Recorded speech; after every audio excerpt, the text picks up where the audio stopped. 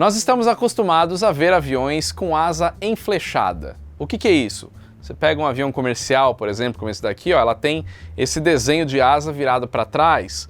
Ou no caso de um avião militar, uma asa em delta, também tem esse formato aqui virado para trás. Agora, existem alguns aviões que mudaram essa ideia aqui de asa enflechada dessa forma e eles criaram a asa enflechada para frente, que recebe o nome de asa de enflechamento negativo. Nesse vídeo você vai conhecer alguns desses aviões e o motivo pelo qual eles fizeram algo desse jeito diferente.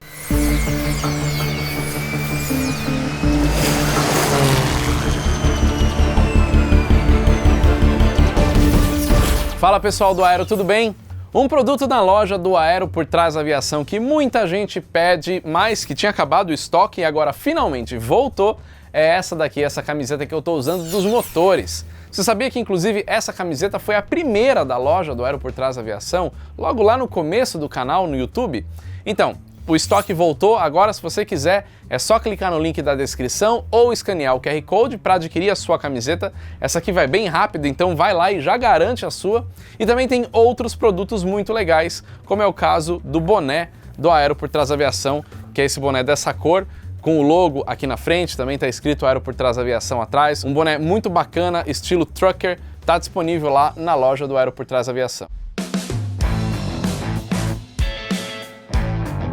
Em alguns vídeos aqui do Aero por Trás Aviação sobre aviões soviéticos, aviões russos, tiveram algumas sugestões bem interessantes para falar sobre o Sukhoi Su-47, um caça russo de asa com enflechamento negativo, ou seja, o ângulo da asa, em vez de ser para trás, ele é para frente. Antes de falar sobre esse caça, em um outro vídeo que a gente vai postar aqui no Aero, a gente começa essa playlist sobre esse tipo de asa com esse aqui para você entender um pouquinho mais sobre a história desse tipo de asa de enflechamento negativo e o motivo pelo qual fabricantes criaram esse tipo de modelo aerodinâmico. O primeiro conceito desse tipo de asa de enflechamento negativo surgiu lá em 1934 na União Soviética, com o planador o Believ BP-2 e o Believ BP-3. O intuito desse tipo de modelo de asa era direcionar o fluxo de ar da ponta para a raiz, para a fuselagem. É o contrário do que a gente vê num avião com asa de enflechamento normal, como esse daqui, onde o fluxo de ar vai de dentro para fora da asa. Até por isso que tem o winglet. Já expliquei isso em outros vídeos.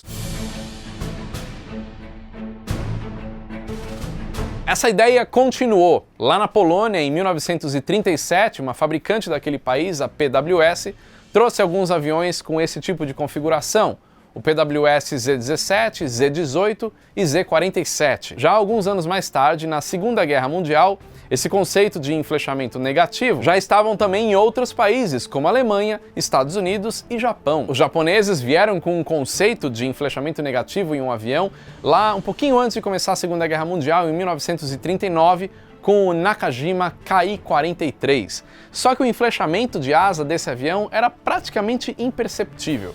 Ele era muito parecido com uma asa retangular, só que com um leve caimento para frente assim, já caracterizando um enflechamento negativo. Esse caça japonês foi bem sucedido, tiveram 12 variantes e mais de 5.900 unidades fabricadas, e por ele ser muito parecido com o famoso avião japonês da Segunda Guerra Mundial, ele é muito confundido com o Mitsubishi M6M0.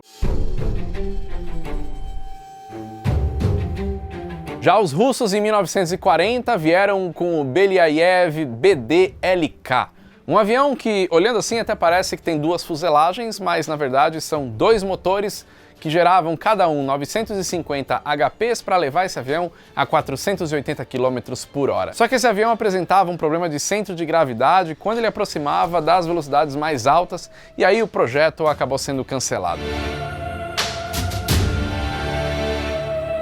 Indo lá para o outro lado do Atlântico, nos Estados Unidos, uma fabricante chamada Cornelius Aircraft também se aventurou nesse tipo de projeto de enflechamento negativo. Em agosto de 1943, eles criaram o projeto do Mallard, que era um avião que tinha capacidade de carregar um piloto mais um passageiro com um motor de 130 HPs, e esse avião podia chegar a uma velocidade de 200 km por hora. O interessante desse projeto é que ele não tem uma empenagem separada da asa principal, Ou seja, ele não tem aquele profundor, aquela asinha lá atrás dos aviões como a gente conhece hoje.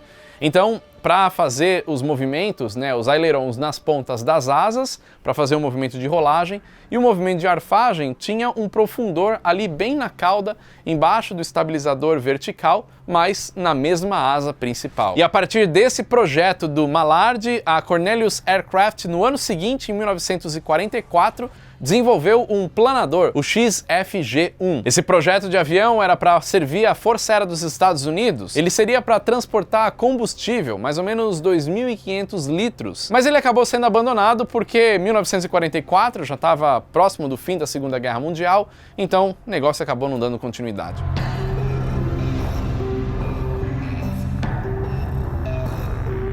Durante a década de 40, principalmente por conta da Segunda Guerra Mundial, ficou muito evidente que o objetivo dos engenheiros aeronáuticos era criar aeronaves que pudessem atingir velocidades que ultrapassassem os inimigos, tanto para poder chegar nos aviões inimigos, quanto para sair deles. Então, um avião mais rápido acabava sendo vantagem em muitos aspectos. Só que esse negócio de buscar mais velocidade acabou encontrando problemas aerodinâmicos, principalmente numa época onde os jatos estavam começando, a tecnologia ainda era muito inicial e muito precária, eles tinham que resolver muitos problemas e muitas coisas eles foram descobrindo na prática. O objetivo desse vídeo aqui não é ser tão técnico e explicar questões aerodinâmicas. Basicamente, coisas que eu já falei em outros vídeos, de como a sustentação é gerada por uma asa. Então, existe ali um fluxo de ar passando pela asa, a parte de cima é mais curvada, então o ar vai passar mais rápido do que a parte de baixo. Logo, a pressão da parte de cima vai ser menor do que a pressão na parte de baixo. Isso faz com que a asa gere sustentação. Apesar de parecer um negócio simples, a aerodinâmica é muito complexo, por isso que até hoje existem sofisticações em superfícies aerodinâmicas. Quando a asa não é preparada para receber um fluxo de ar supersônico,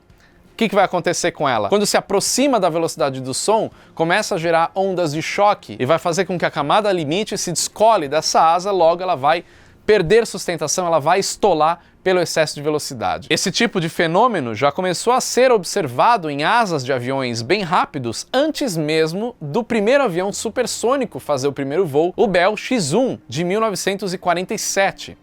Anos antes, ainda lá em 1941, teve um acidente com um avião que entrou num mergulho e por conta dessa questão de alta velocidade na asa, ela deixar de gerar sustentação e o profundor receber esse fluxo de ar vindo da asa, gerando mais sustentação, o avião embicou para baixo e foi até o chão, infelizmente matando o piloto, destruindo tudo. Esse foi o caso do piloto Ralph Verdun, lá com o P-38 Lightning, que caiu no chão de forma totalmente descontrolada por conta da alta velocidade.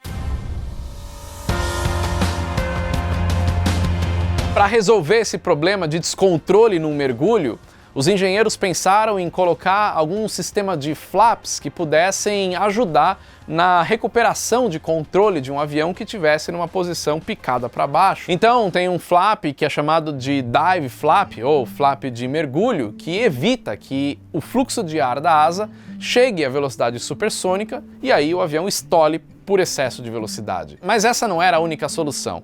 Na verdade, o que os engenheiros precisavam era mudar o formato da asa. Isso aconteceu principalmente por conta da chegada dos motores a jato. Aí, essa limitação de velocidade acabaria atrapalhando muito novos projetos, porque um motor a jato faria com que o avião ganhasse muita velocidade em relação aos antigos motores a pistão que estavam voando durante a Segunda Guerra Mundial. A era dos jatos tinha chegado, por isso, eles precisavam criar um novo tipo de asa, diferente da asa retangular, como a gente conhece nos aviões até hoje, que são movidos por motor a hélice. Nesse tipo de asa, toda a área dela vai receber o fluxo de ar ao mesmo tempo e da mesma forma. Então, o fluxo de ar, quando ele chega numa velocidade muito grande na parte de cima, no extradorso da asa, ele pode se descolar, né, se essa velocidade passar do limite do projeto dessa asa. Engenheiros aeronáuticos então começaram a entender que a asa em flechada, como a gente conhece nos aviões de hoje, já direcionavam esse fluxo de ar de uma forma diferente para as pontas das asas, fazendo com que a camada limite no extradorso da asa, na parte de cima da asa, demorasse mais para se descolar, aguentando mais velocidade até que isso acontecesse. Isso daí, com o tempo, foi enflechando cada vez mais, até chegar num formato de delta, como desse Mirage aqui, que aí sim é um caça supersônico. Mas eu não vou entrar nesse aspecto, o vídeo é sobre enflechamento negativo. Agora, com tudo isso que eu estou falando aqui, eles encontraram a solução perfeita. Bastava enflechar a asa no enflechamento normal para trás, que estava tudo resolvido na questão de velocidade alta. Só que não era exatamente isso, porque era um início de projetos ali de asas enflechadas e eles foram descobrindo outros problemas. A partir do momento que a asa era enflechada, ela estolava em diferentes posições dela. Ou seja, começava a estolar pelas pontas, onde estavam os ailerons. O aileron é aquela superfície de comando que faz o movimento de rolagem do avião. Logo, se estolava essa parte, o avião ficava sem controle de rolagem. Isso era um grande problema, eles tinham que resolver. Foi daí que o engenheiro alemão, o Hans Vock, viu uma vantagem no enflechamento negativo.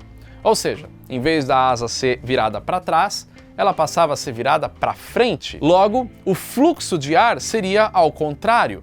Então, em vez de ser da raiz para as pontas, seria das pontas para a raiz. Logo, as pontas das asas não estolariam primeiro, então ele conseguiria manter o controle do aileron funcionando. Com isso em mente, eles projetaram o Junkers Ju-287, um bombardeiro da Luftwaffe que evitaria a interceptação de caças inimigos. Ou seja, esse bombardeiro, se identificasse algum avião inimigo em volta, ele podia entrar num mergulho sem que essa asa estolasse ou causasse qualquer problema por conta do seu enflechamento negativo, e fazia a evasão da maneira que precisava. Isso já poderia trazer uma superioridade para os alemães e eles ficaram bem animados também pelo fato de enflechamento negativo não alterar tanto o CG quando coloca armamento embaixo do avião. Logo, poderia equipar esse bombardeiro com muito mais coisa nas asas, comparando com um avião com asa de enflechamento normal. No início, o projeto desse avião de asa com enflechamento negativo trazia 4 motores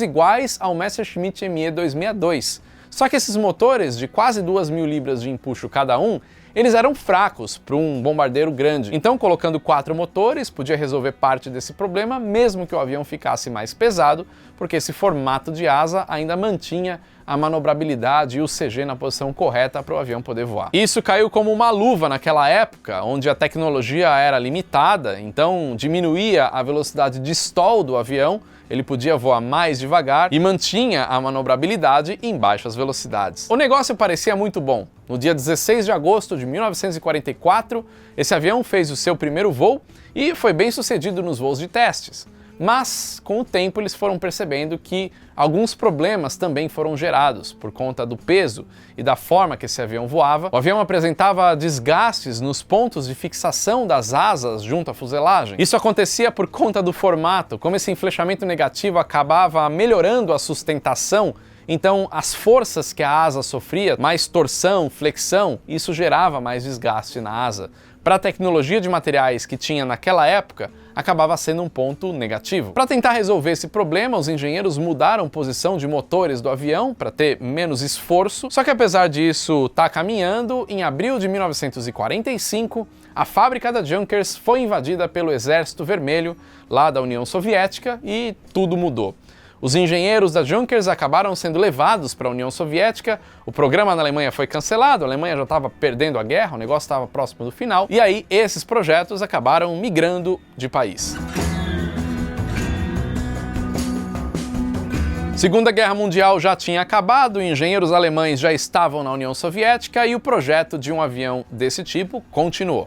Mas agora mudou de nome, passou a se chamar OKB-1 Junkers EF-131. E o engenheiro responsável, o alemão Brunolf Baade, que inclusive fez um avião que eu já falei aqui no Aero por Trás da Aviação, um avião alemão que também passou por essa transição aí Alemanha, União Soviética. Algumas mudanças foram feitas no projeto. Aquilo que trazia 2 motores grudados na fuselagem na frente e 2 motores, um em cada asa, acabou sendo substituído por 3 motores embaixo de cada asa. uma configuração bem diferente de qualquer coisa que você já tenha visto. Esse protótipo voou pela primeira vez em maio de 1947, mas alguns problemas estruturais também foram identificados por conta de muita vibração, isso trouxe fraqueza estrutural, e aí o projeto foi suspenso. Mas pouco tempo depois, o Baade retomou esse projeto, trazendo algumas mudanças. O avião passou por uma reestruturação de fuselagem, de asa, e os motores, 3 de cada lado, 6 no total, foram substituídos por apenas 2, deixando o avião um pouco mais leve, mudando aí o que poderia acontecer com ele. Esse novo projeto passou a se chamar OKB-1-140, e ele não tinha mais um monte de motorzinho de quase 2.000 libras de empuxo, ele já trazia 2 motores turbojato de quase 6.000 libras de empuxo. Em setembro de 1948, o primeiro voo desse avião aconteceu, 2 protótipos foram feitos e novos problemas descobertos nesse tipo de formato de asa. Problemas no controle de combustível, aumento de peso, redução de performance, tudo isso acabou levando esse a ser um bombardeiro em desvantagem em relação a aviões inimigos. Por conta disso, em junho de 1950, o projeto foi finalmente cancelado. Então você vê que, apesar de parecer uma boa solução, naquela época, para aeronaves de alta velocidade, acabou não resolvendo nada e trazendo novos problemas. Naquela época, onde se tinha uma limitação de tecnologia de materiais e outras coisas, eles não conseguiram encaixar o que precisava para poder fazer um avião com asa de enflechamento negativo e o negócio voar direito. Só que isso eu estou falando da aviação militar, naquela época, logo após a Segunda Guerra Mundial.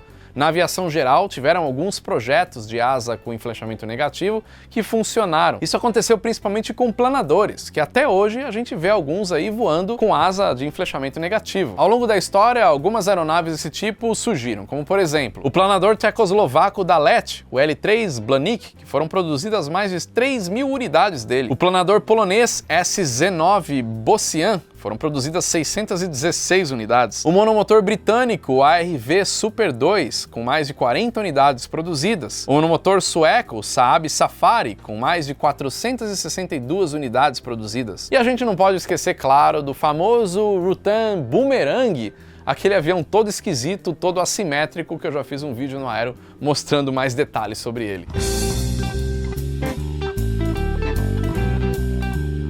Os anos foram passando, na aviação militar esse negócio de enflechamento negativo acabou sendo colocado de lado nas décadas de 50, 60. Na verdade, na década de 60 se trouxe de volta essa ideia, só que para aviação executiva. A fabricante alemã HFB, junto com aquele engenheiro que eu falei antes, o Hans Vock, lá da Junkers, eles inventaram de fazer um avião executivo com esse tipo de configuração de asa de enflechamento negativo. A ideia era fazer um avião que pudesse competir com o Learjet. Então eles fizeram um avião chamado HFB-320 HansaJet. Até hoje, o único jato civil com esse tipo de configuração de asa, 47 unidades foram construídas. Ou seja, não dá nem para comparar a quantidade de aviões construídas com essa configuração em relação ao Learjet, então não teve nem um pouquinho do sucesso do Learjet e acabou não sendo um concorrente. Mas anos foram passando e já na década de 80 o negócio começou a mudar um pouco,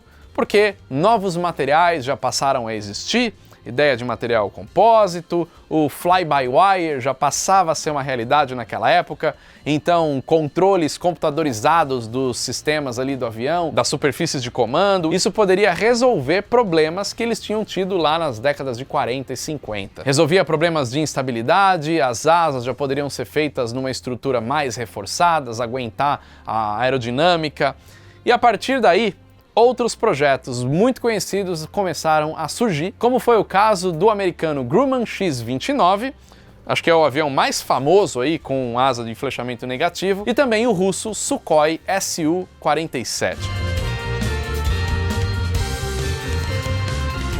Eu já falei demais aqui nesse vídeo, acho que você já entendeu um pouco da história e o funcionamento de asa com enflechamento negativo. Para não ficar muito longo, a história desses aviões, o Grumman X-29 e o Sukhoi Su-47, vai ficar para outros 2 vídeos dessa série sobre esse tipo de asa. Mas para a gente fazer, vou pedir para você curtir, compartilhar, Dá bastante visualização nesse vídeo, bastante like, engajamento, escreve o que você achou, sugira aí novas pautas se quiser acrescentar alguma coisa. Se a gente tiver uma boa resposta de vocês nesse vídeo, a gente parte para a produção para explicar sobre esses dois aviões bem icônicos aí da aviação militar. E ó, agora que acabou o vídeo, QR Code ou link na descrição para ir lá na loja do Aero e já adquirir as camisetas do Aero por Trás da Aviação. É isso aí, valeu e até o próximo vídeo.